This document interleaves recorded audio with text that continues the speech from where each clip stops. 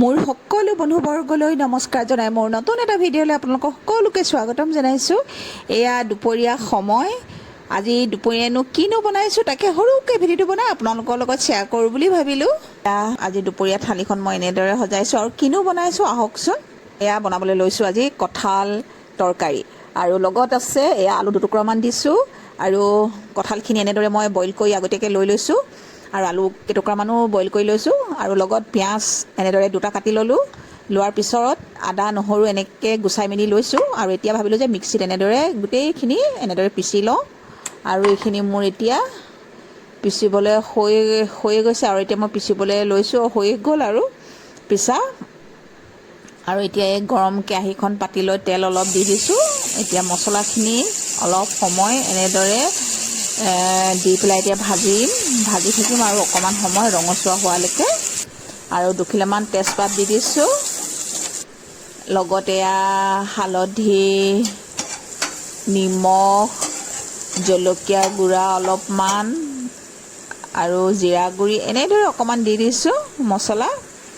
দিয়াৰ পিছত এইখিনি অলপ সময় ভাজি লৈছোঁ, ভাজি অলপ ৰঙচুৱা হৈ গৈছে এতিয়া।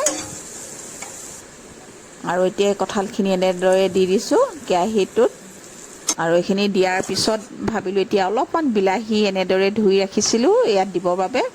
এতিয়া বিলাহীখিনিও দিবলৈ লৈছোঁ আৰু এয়া বিলাহীখিনি এতিয়া দি দিছোঁ আৰু অলপমান এনেদৰে ভাজি লৈছোঁ।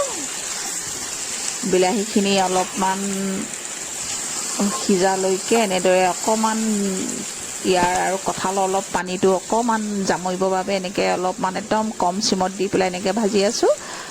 আৰু অলপমান ভাবিলোঁ যে ইয়াৰ লগত বুট দুটামান দিলে খাই ভাল লাগিব, সেইবাবে বুটো কেইটামান দি দিছোঁ আৰু হৈ গ'ল মোৰ বুট কঁঠাল আলু এনেদৰে আজি ভাবিলোঁ যে আজি এনেদৰে অকণমান তৰকাৰী বনাওঁ। অলপমান গৰম পানী দি দিছোঁ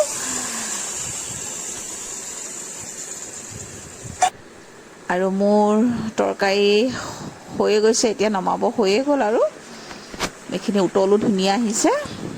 আৰু এতিয়া মোৰ ভাত সাজো ৰেডি হৈয়ে গ'ল। আজি একদম চিম্পুল থালি লৈছোঁ দেই।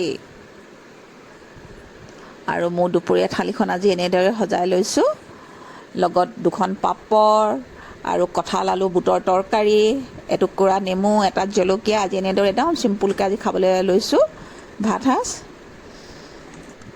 আৰু এই এনেদৰে আৰু কেতিয়াবা এনেকৈ কঁঠাল এনেকৈ তৰকাৰী বনাই খাই খুব ভাল লাগে আৰু মই এইকেইদিন প্ৰায় কঁঠাল তৰকাৰীয়ে বনাই ভাত খাইছোঁ। আৰু মানে যিহেতু এতিয়া কঁঠালৰ ছিজন সেইবাবে আৰু কেইদিনমানৰ পিছত বনাবলৈ নোৱাৰিম আৰু যিহেতু কঁঠাল লাহেকৈ পকিবগৈ আৰু সেইবাবে ভাবিলোঁ যে এতিয়া কলিতে অলপমান চব্জি এনেকৈ খুৱাই ভাল লাগিব, খাই ভাল লাগিব কঁঠালটো আৰু মই খুব ভাল পাওঁ, সেইবাবে আজি এনেদৰে লৈছোঁ আৰু সৰুকৈ ভিডিঅ'টো বনাই আপোনালোকৰ লগতো শ্বেয়াৰ কৰিলোঁ।